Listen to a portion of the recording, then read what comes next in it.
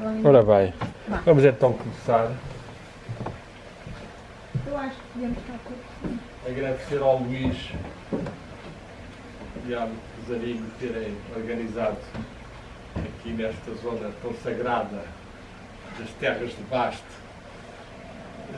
uma oportunidade de tentarmos fazer um bocadinho de luz em alguns aspectos dos múltiplos mistérios da vida. Não é? A vida está cheia de mistérios, apesar de já vivermos há tantos milhares de anos. E tivemos grandes seres, tivemos os nossos antepassados, temos aqui uma borboleta e tudo que veio até cá, que é um bom sinal. Faz lembrar que a pessoa escreveu três pequenos textos chamados Crisálida, e era uma tentativa de especulação sobre a reencarnação, em que ele tentava especular como é que nós podíamos descobrir a reencarnação e como as crianças estavam mais perto desse eu superior que será quem reencarna. Ou seja, o corpo morre, o espírito sai e, segundo algumas teorias, esse espírito torna a vir à Terra. Isso é uma teoria que tem bastantes adeptos no hinduísmo. O cristianismo cortou isso, não é? E foi uma questão que se bateu durante os primeiros séculos. O Orígenes admitia, havia alguns dos primeiros grandes teólogos que admitiam, porque há alguns indícios nos Evangelhos, nomeadamente quando eles perguntam, então João Batista quando é que virá, ou o que é que... Elias, Cristo é perguntado pelos discípulos, e o Elias quando é que veio? E ele dizem, o Elias já veio, e é mais ou menos a ideia que João Batista seria pronto, é uma das hipóteses, há assim mais uma ou duas, mas não há certeza. Eu neste momento também não tenho experiências muito evidentes, tive um sonho ou dois fortes de certos seres ou certas épocas, mas não deu para ter a certeza, e portanto eu sei que há certos casos de reencarnação, porque há registros feitos por psiquiatras e psicólogos que estão a investigar crianças, sobretudo que nasceram e que têm marcas às vezes especiais no corpo e que têm memórias de ter morrido e que sabem o nome da casa ou da família. E, portanto, eu acho que a regra normal, eu penso que não é a reencarnação, ou seja, nós temos que tentar dar o máximo nesta vida, temos que tentar atingir o máximo de autoconhecimento, o máximo de ligação ao espírito, o máximo de realização de bem, de sabedoria nesta vida, para quando sairmos daqui já não temos que voltar cá. Pessoas que morrem muito cedo, pessoas que morrem sem nada, é possível e natural que tenham que voltar aqui à Terra. Mas como uma pessoa sabe que existem vários planos no cosmos, várias dimensões, nós passamos por vários níveis e não temos que estar a voltar sempre à Terra. O caminho espiritual, então, o que é que nós podemos dizer? O caminho espiritual é um caminho que existe há milénios e que surge dessa tentativa do ser humano perceber o que é que está cá a fazer e qual é o seu destino. E isso foi dar origem a certo tipo de práticas e depois a certo tipo de religiões. E essas religiões têm um fundo comum, e esse fundo comum é considerado por alguns autores como o que se chama a filosofia perene. Filosofia ou a religião perene ou a filosofia perene. Ou seja, há um núcleo de princípios que são comuns a todas as religiões e que, teoricamente, admite-se, isto representa realmente uma realidade. Esta filosofia perene foi muito trabalhada ou realçada, sobretudo no Renascimento, com alguns mestres. O Renascimento foi uma época importante aqui no Ocidente, porquê? porque foi uma época em que Constantinopla caiu, e houve vários sábios que vieram de Constantinopla e da zona da Turquia e da zona da Grécia e que trouxeram os textos platónicos e da sabedoria grega. E, portanto, o Ocidente, que estava mais só limitado à Igreja Católica, ao cristianismo, de repente apanhou também a tradição clássica grega, que tinha uma parte esotérica, ou uma parte de caminho espiritual, que eram os tais mistérios. Havia os grandes mistérios, os pequenos mistérios, e esses mistérios tinham uma parte de segredo, de tal forma que ainda hoje não se sabe exatamente o que é transmitido nos mistérios. Havia uma primeira fase que eram os pequenos mistérios, em que era mais purificações, as pessoas tomavam banho do mar, faziam certo tipo de jus, havia um certo tipo de vida, vigílias, orações, e depois havia os mistérios maiores, em que havia um certo tipo de representação, eram mostrados certo tipo de objetos, dos quais uns dizem que era a espiga do trigo, que era um símbolo da morte e renascimento. Nós estávamos aqui, morríamos e renascíamos, portanto, e também havia alguma ligação com os deuses, ou os daimons. Ou seja, a palavra daimon significava na altura espírito, e depois a Igreja Católica é que tornou a palavra daimons como demónios e negativos. Mas não. Os daimons eram entidades espirituais invisíveis. E este tipo de conhecimento foi bastante perseguido pela Igreja Católica. Foi muito perseguido os mistérios, a parte grega, e essa afirmação de que havia espíritos, ou anjos, ou negativos, ou positivos, mas que estavam e que podiam ser cultuados ou não cultuados. De tal forma, isto é aqui que em Portugal, eu não sei se conhecem, mas ali há uma zona de São Miguel de Terena, onde tem o culto de Deus Indovélicos. Deus Indovélicos é um Deus de transição entre os romanos e uma igreja, uma religião lusitana. Criam esse Deus Indovélicos. Há várias estátuas que estão no Museu da Arqueologia. E esses Indovélicos, quando o cristianismo começa a construir, aquilo passa a ser São Miguel. De tal forma que o Leite Vasconcelos, que é o nosso maior arqueólogo do fim do século XIX, diz: é evidente que a Igreja cristianizou um daimon, ou um Deus Indovélicos, para o anjo ou o arcanjo. E isso aconteceu em muitos sítios. Portanto, houve essa passagem de entidades ou de locais que eram religiosos de outras religiões, ou seja, a palavra paganismo significa paganis, eram as pessoas que moravam fora da cidade de Roma e que eram os que mantiveram mais a religião antiga, depois chamou-se paganismo. Mas eles, no fundo, tinham a religião romana, que tinha partes mais populares e partes mais do Estado e oficiais, mas em que havia muitos cultos que a Igreja acabou por assumir de alguma forma. Um dos cultos que havia muito era o culto dos gênios, ou dos lares, ou dos penates, que era tudo entidades que estavam ligadas com a casa e com a família. E eles então cultuavam esses seres. Tinha uma espécie de focos, uma lareira e uma chama que ardia e muitas vezes ofereciam a eles, e portanto havia uma comunhão constante entre os vivos e os mortos. Esses antepassados que já tinham morrido eram os manes, eram considerados como protetores.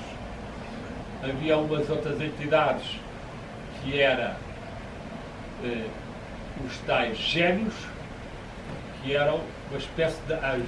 Havia o gênio da casa, o gênio do local, por exemplo, ali em Tomar, que é uma zona importante dos templários e peregrinação, nós fomos lá à torre, está lá na base da torre, está lá uma ara devotiva ao gênio daquele lugar. Portanto, ali no tempo dos romanos, ali aquilo já era um sítio sagrado e já tinha havido ali uma invocação desses seres intermediários.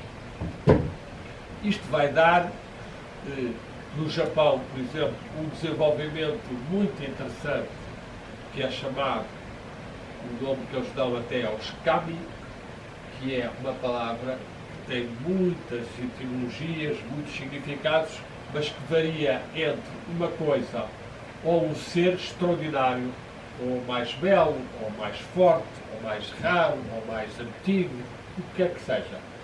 Ou seja, uma árvore, uma queda d'água, uma pedra. Então, em muitos desses sítios, a árvore que é considerada um kami, ou habita nele um kami, a coisa depois, aqui há pequenas nuances, muitas vezes tem umas cordas à volta, e as pessoas sabem que aquela é uma árvore sagrada, que está protegida, etc. Há pedras também, uma pessoa encontra pedras graníticas aqui nós, que se fossem no Japão estavam claramente com a corda à volta, e eles vão lá e fazem, ou tocam, recebem as energias, ou fazem algum tipo de culto. Eu ainda tive em alguns, de tal forma que considera-se que esta religião do Japão, o Shinto, na sua origem era, basicamente, os templos eram sítios da natureza apenas, onde havia ou uma árvore ou uma pedra especial. E que ali eles faziam um culto à ligação entre o céu e a terra. Isto também é muito importante, a noção de que nós estamos a ligar o céu e a terra. E isto é, no shintoísmo e na tradição taoísta e na tradição mesmo Confúcio, esta ligação entre o céu e a terra é muito importante, e nós vamos encontrar no cristianismo: seja feita a vossa vontade, assim na terra como no céu. E, portanto, nós devemos ter essa consciência de que nós estamos aqui na Terra, mas estamos abertos a um céu, tanto atmosférico como um céu espiritual, e que tem esses vários níveis. Temos antepassados, temos tais génios ou daimons ou anjos, e tem, finalmente, a divindade. E tem os heróis. Os heróis que eram da tradição pitagórica, que é uma tradição importante da Grécia.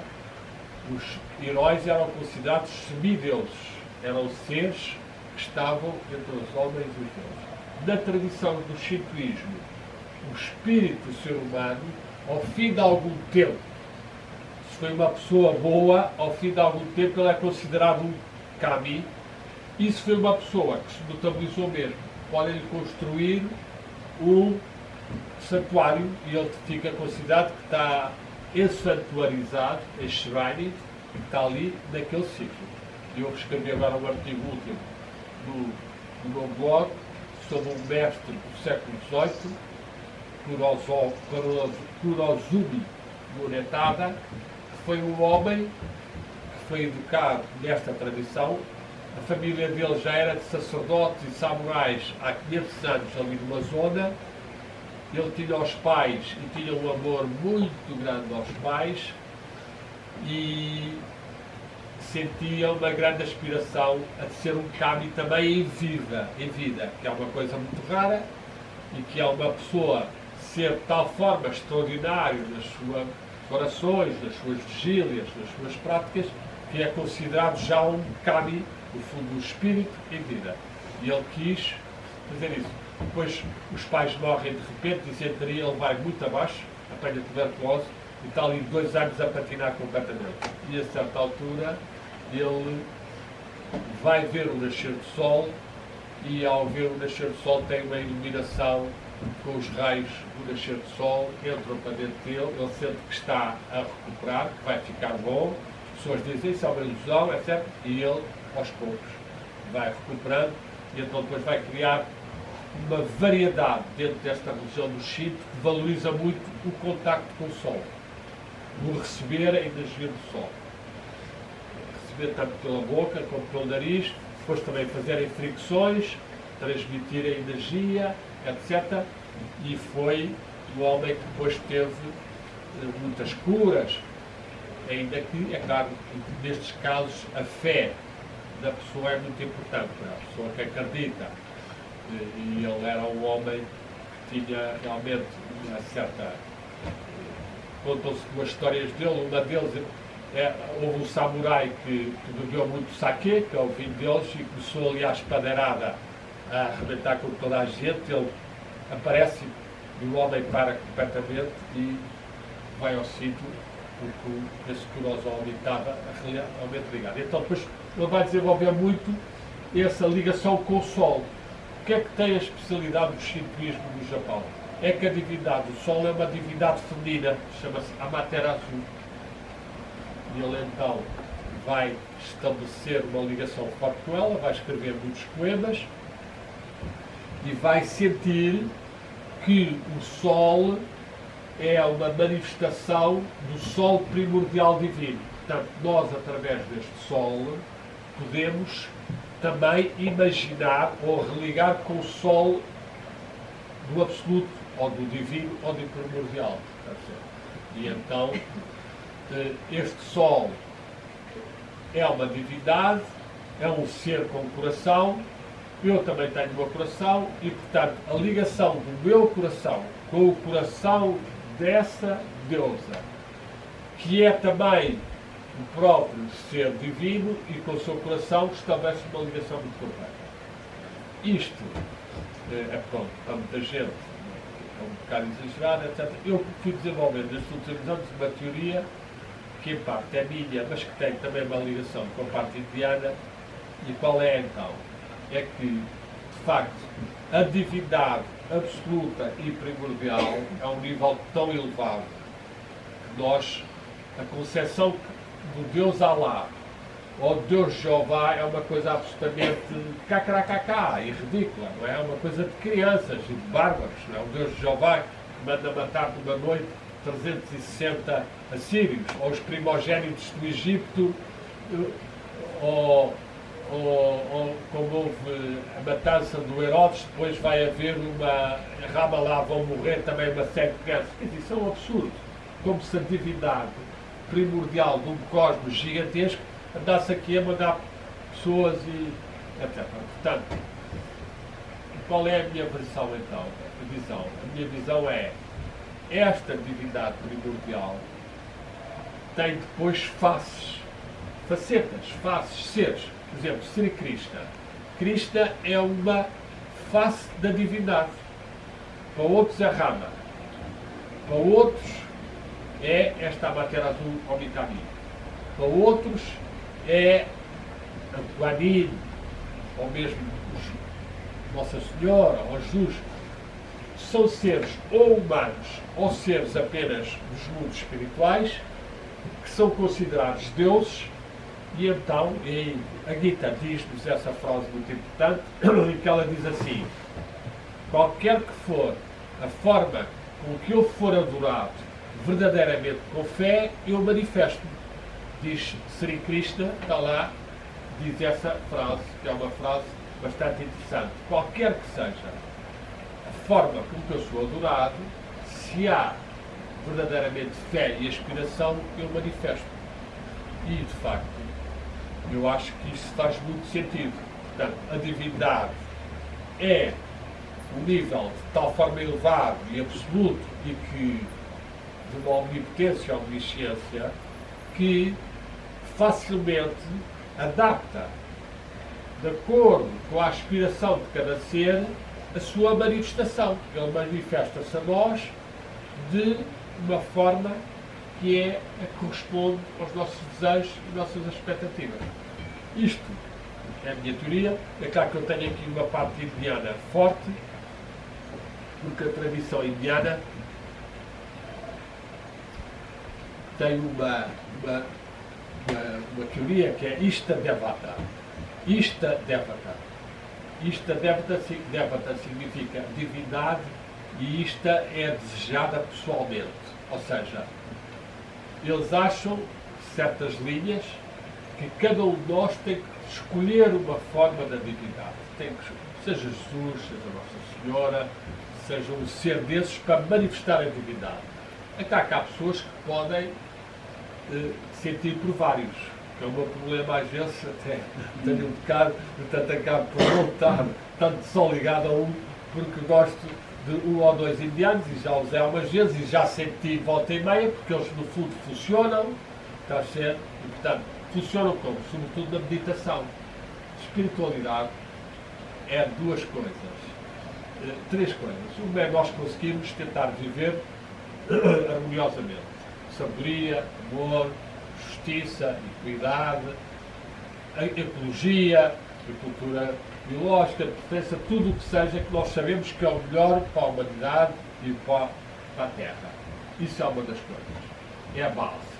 Depois, a segunda parte é nós começarmos a realizar que somos um corpo espiritual, que somos um espírito deste corpo. Temos uma alma e o corpo, e que esta alma tem a possibilidade de se desenvolver conforme o que nós fazemos.